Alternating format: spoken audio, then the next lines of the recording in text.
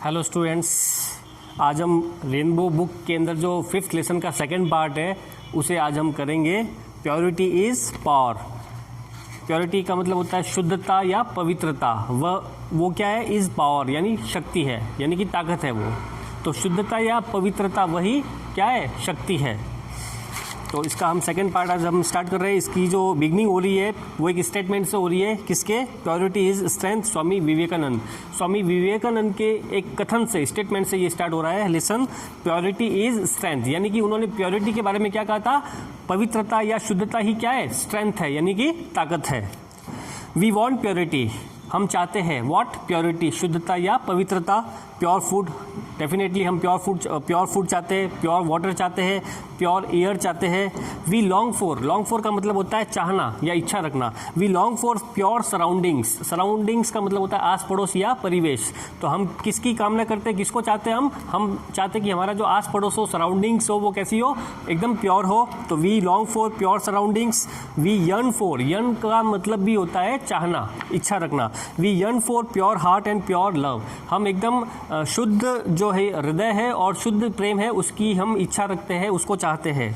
We prefer का मतलब होता है प्राथमिकता देना। तो हम किसकी प्राथमिकता देते हैं? वी प्रेफर प्योर एनवायरनमेंट, हम शुद्ध या पवित्र वातावरण को प्राथमिकता देते हैं। एंड प्योर सोसाइटी, और जो प्योर समाज है, एकदम शुद्ध या पवित्र समाज है, उसको हम प्राथमिकता देते हैं। We are fond of purity, हम प्योरिटी के शौकीन होते हैं, हम उसकी इच्छा रखते हैं। बिकॉज क्योंकि प्योरिटी प्रमोट्स हेल्थ, क्योंकि प्योरिटी जो है वो प्रमोट करती है, विकसित करती है हेल्थ को, यानी स्वास्थ्य को।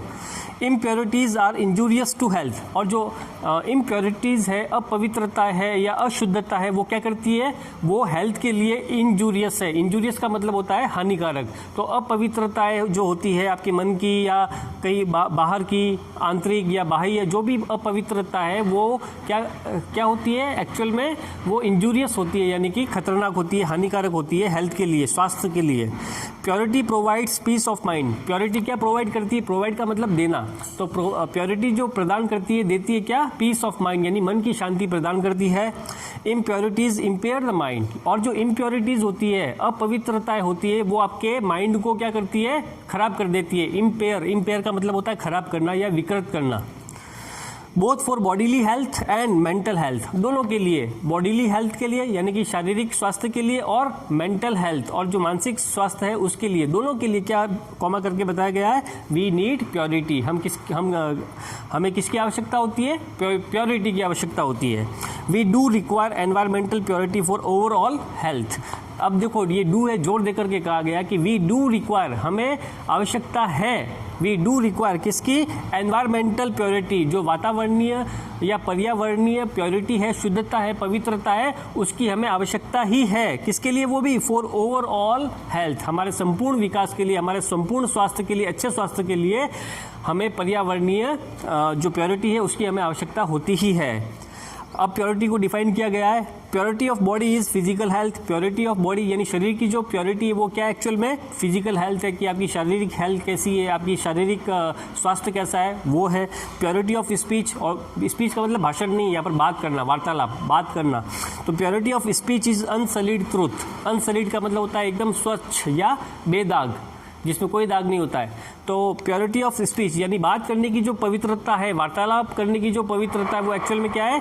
अनसलीड ट्रूथ है, यानी कि बेदाग सत्य है। Purity of heart is unselfish love, और दिल की या हृदय की जो पवित्रता है वो एक्चुअल में क्या है? अनसेल्फिश लव है, निस्वार्थ प्रेम है। प्योरिटी ऑफ थॉट यानी सोचना, विचार करना। तो प्योरिटी ऑफ थॉट यानी कोई भी सोच या विचार करने की जो प्योरिटी है वो एक्चुअल में क्या है? Is righteous reason. राइचस का मतलब होता है एकदम सही या न्याय संगत। रीजन यानी विचार, यानी आपके दिमाग के अंदर यदि एकदम न्याय संगत या सही विचार आएगा तो कहा जाएगा कि आपका जो थॉट है, प्योरिटी ऑफ थॉट है, वो एकदम सही है। Purity of mind is wholesome peace. Purity of mind यानी कि मन की जो प्योरिटी है, माइंड की जो प्योरिटी है, वो एक्चुअल में क्या है? हितकारी या होलसम का मतलब होता है स्वस्थ या हितकारी। तो वो है आपके होलसम पीस है, यानी कि हितकारी शांति है या स्वस्थ शांति है। प्योरिटी ऑफ एक्शन, और जो भी आपके क्रियाकलाप होते हैं, कार्यकलाप होते हैं, एक्शन होते हैं, वो एक्चुअल में क्या है, उसकी प्योरिटी क्या कही जाएगी, is sincere and unselfish service. वो एक्चुअल में क्या है, सिंसियर एकदम सही और अनसेल्फिश यानी निस्वार्थ जो सेवा है वो कही जाएगी। प्योरिटी ऑफ सोसाइटी, और समाज की जो पवित्रता है वो एक्चुअल में क्या है, इज हार्मोनियस यूनिटी, यूनिटी यानी एकता, हार्मोनियस यानी मैत्रीपूर्ण। समाज की जो पवित्रता है, शुद्धता है, वो एक्चुअल में क्या है, हार्मोनियस यूनिटी है, यानी कि मैत्रीपूर्ण एकता है, उसे कहा जाएगा। प्योरिटी ऑफ एनवायरनमेंट, और पर्यावरण की जो पवित्रता है वो एक्चुअल में क्या है, सोल इलेवेटिंग सिरेनिटी। सोल का मतलब आत्मा, आत्मा को एलिवेट करना मतलब उठाना, सेरेनिटी यानी मन की शांति, मन को शांति प्रदान करने वाली जो बात चीज़ होती है उसे कहते हैं सेरेनिटी, यानी कि शांत चित्तता। तो प्योरिटी ऑफ एनवायरनमेंट, एनवायरनमेंट की जो प्योरिटी वो एक्चुअल में क्या है, इज सोल एलिवेटिंग। एलिवेट क्या होता है, उठाना, यानी कि आत्मा को उठाने वाली और मन की शांति देने वाली जो सीरेनिटी है वो कहलाती है प्योरिटी ऑफ एनवायरनमेंट। अब इसके अंदर कुछ एक दो एपिसोड या एग्जाम्पल दिए हुए हैं प्योरिटी को लेकर के। इन द महाभारत, महाभारत के अंदर there is an interesting episode, एक बहुत ही रुचिकर घटनाक्रम है, टू इलस्ट्रेट करने के लिए यानी व्याख्या करने के लिए, किसको, द नेचर ऑफ प्योरिटी, यानी कि प्योरिटी, शुद्धता या पवित्रता का नेचर क्या होता है, उसकी प्रकृति के स्वभाव कैसा होता है, उसको समझाने के लिए, उसकी व्याख्या करने के लिए एक बहुत ही रुचिकर एपिसोड है महाभारत के अंदर। और वो क्या है, आगे बताया गया है, the Pandavas and Kauravas were Drona's disciples. Pandav और कौरव वो जो थे वो क्या थे, द्रोणा के, गुरु द्रोण के क्या थे, शिष्य थे, डिसिपल्स थे यानी शिष्य थे।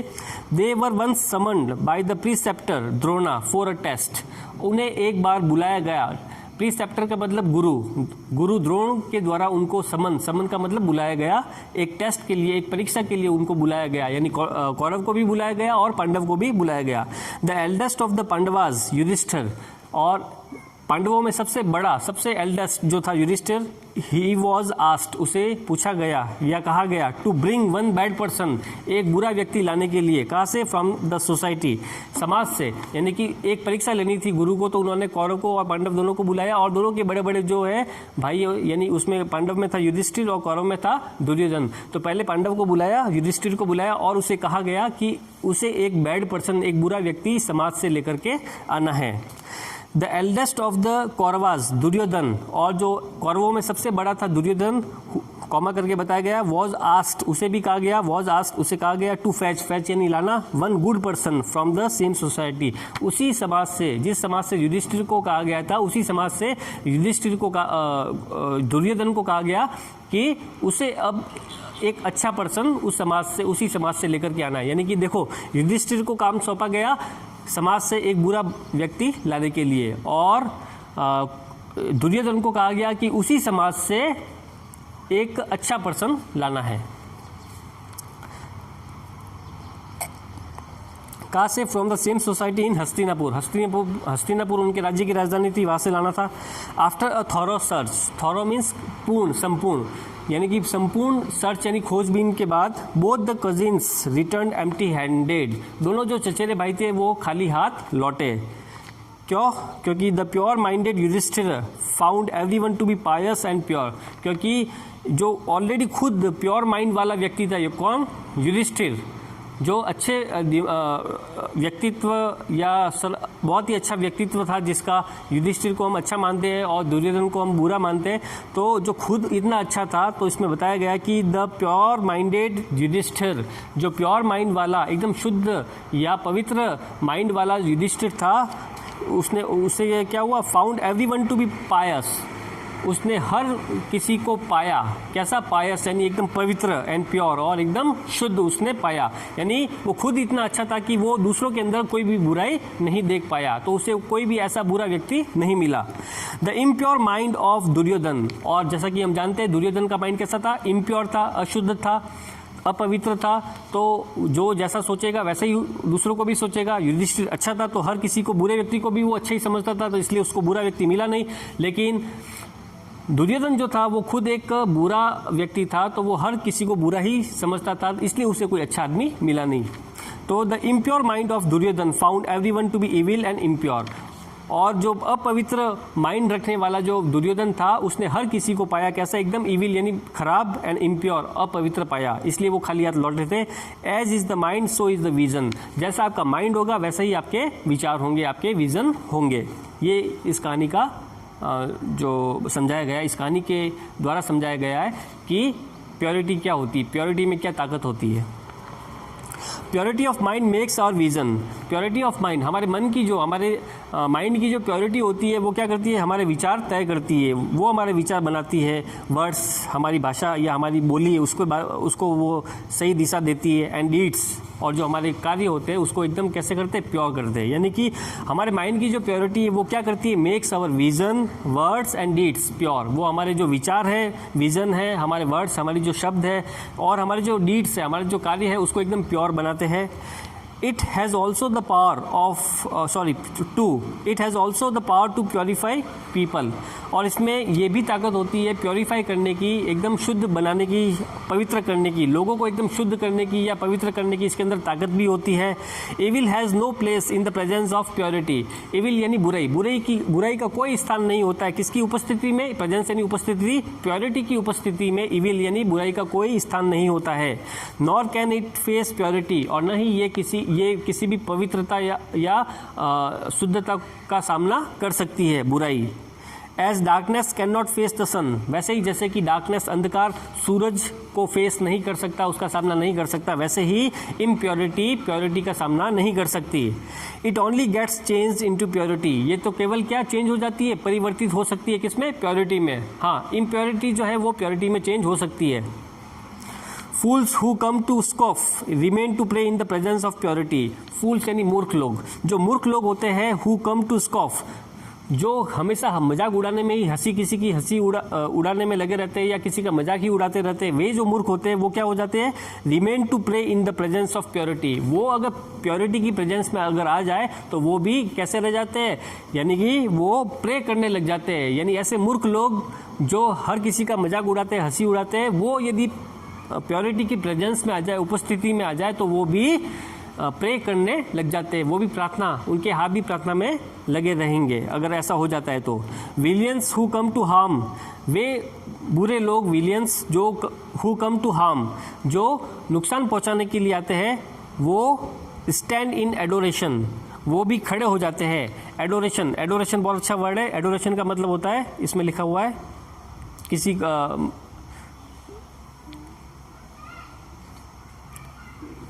आराधना, यानी पूजा करना, आराधना करना। तो villains who come to harm, वे लोग जो किसी का नुकसान पहुंचाते हैं, वो भी क्या हो जाते हैं, stand in adoration in the presence of purity, वो भी प्योरिटी की प्रेजेंस के अंदर, उपस्थिति के अंदर आराधना करने लग जाते हैं, पूजा करने लग जाते हैं, ऐसे विलियंस भी।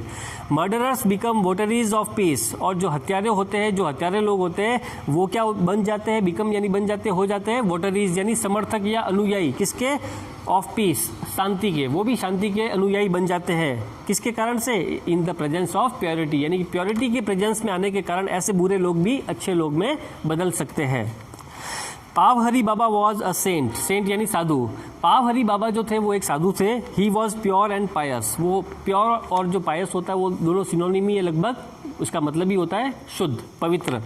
तो ये वो कैसे थे पावहरी बाबा, एकदम प्योर थे और पायस थे। पायस, PIOUS, पायस का मतलब होता है पवित्र। ही lived a very simple life, वो एक साधारण जीवन जीते थे। वन डे, एक दिन क्या हुआ, व्हेन ही वॉज अस्लीप, एक दिन जब वो सोए हुए थे, a thief entered his dwelling place, एक चोर जो है वो उनके ड्वेलिंग यानी कि निवास या आवास स्थान पर पहुंचा। And took away the vessel containing food, और टुक अवे ले गया व्हाट, वेसल यानी पात्र या बर्तन जिसके अंदर कंटेनिंग रखा हुआ था, फूड जिसके अंदर भोजन रखा हुआ था, उसको वो ले गया था। द सेंट वॉक अप, और वो जो पावहरी बाबा जो साधु था वो जगा, एंड सॉ, और देखा, द रनिंग थीफ, उस दौड़ते हुए चोर को देखा। इमीडिएटली, तुरंत ही, शीघ्र ही क्या होता है, he picked up the remaining 2 vessels, वो जो बचे हुए जो 2 पात्र थे, बर्तन थे, उसको उन्होंने, उस पावहरी बाबा ने लिया, जिसके अंदर कंटेनिंग बॉइल्ड वेजिटेबल्स, जिसके अंदर उबली हुई सब्जियां थी, एंड कर्ड, और दही था। एंड रेन आफ्टर हिम, और उसके पीछे पीछे पावहरी बाबा भी 2 बर्तन लेकर के दौड़े। द थीफ स्टॉप्ड चोर रुक गया and the saint approached him, और जो साधु था पावरी बाबा वो उसके पास में गया with all purity of love, उसके बड़े ही प्रेम से, एकदम पवित्र और शुद्ध प्रेम के भाव के साथ वो उसके पास गया एंड सेड, और कहा, child the food is insufficient for you, बच्चे या पुत्र ये जो भोजन तुम लेके जा रहे हो ये तुम्हारे लिए एकदम कम है, बहुत ही इनसफिशिएंट है, you may have this also, तुम ये भी ले सकते हो, प्लीज सीट, कृपया बैठो, and eat without any hurry, और बिना शीघ्रता के इसे खा लो। The thief was wonderstruck, और वो जो चोर था वो वंडर स्ट्रक यानी कि एकदम आश्चर्यचकित हो गया, भौचक्का रह गया, कैसे, by the affectionate words of the pure soul, उस पवित्र आत्मा के स्नेहपूर्ण तरीके से जो बात की गई थी उसके कारण से वो जो चोर था वो वंडर स्ट्रक हो गया, यानी कि एकदम आश्चर्यचकित हो गया। There was a change in him, और उसके बाद उसमें एक परिवर्तन आया। He prostrated himself before the saint, prostrated का मतलब होता है चरणों में गिर पड़ना, और वो चरणों में गिरा, हिमसेल्फ स्वयं किसके, बिफोर द सेंट, उस साधु के चरणों में वो गिर पड़ा। Without being pure at heart, बिना दिल के या हृदय के प्योर हुए। If anybody imitates the saint, यदि कोई भी व्यक्ति नकल करता है साधु बनने की, उस पावहरी बाबा जैसे बनने की यदि कोशिश करता है, हालांकि उसका मन में मैल है और वो चाहता है कि वो साधु जैसा बने क्योंकि उसके अंदर ऑलरेडी मैल है, इम्प्योरिटी है, और वो यदि ऐसा नाटक करता है, नकल करता है एक सेंट बनने की, एक साधु बनने की, तो the result would be different, तो इसका जो रिजल्ट है, परिणाम है, वो डिफरेंट हो सकता है। क्यों? क्योंकि ऑलरेडी उसका जो बनना चाहता है ऐसा साधु जैसा आदमी, जो ऑलरेडी उसके दिमाग अंदर क्या है, इम्प्योरिटी है, अपवित्रता है। तो पावरी बाबा जो थे वो क्या कैसे थे, वो नेचुरली एकदम प्योर एंड पायस थे, लेकिन कोई ऐसे ही यदि इमिटेट करता है, किसी को नकल करता है कि भाई मैं भी एकदम प्योरिटी जैसी दिखाऊं लोगों के साथ, और ऑलरेडी उसके दिल के अंदर मैल है, तो वो ऐसा आदमी, उसका कोई परिणाम नहीं निकलेगा। तो ये यही कह रहा ऑथर कि the result would be different, तो उसका जो रिजल्ट होगा, परिणाम होगा, वो अलग होगा। The thief might only give a blow, हो सकता है कि वो जो चोर है वो ब्लो यानी कि चोट मारना, किसी को मारना, तो हो सकता था कि वो जो चोर है वो ब्लो कर सकता था, मार सकता था, and take away the vessels, और उन पात्रों को वो ले जा सकता था। The test of genuine purity is in its metamorphosing ability, metamorphose का मतलब होता है बदलाव या रूपांतरण। The test of genuine purity, एकदम सही जेन्युइन प्योरिटी का जो परीक्षण है, जो उसकी परीक्षा है, वो किस में, is in its metamorphosing ability, कि उसके अंदर किसी को रूपांतरित करने की जो योग्यता है वो कैसी है। यदि वो सही है तो इसका मतलब वो प्योर माइंड है, प्योर सोल है।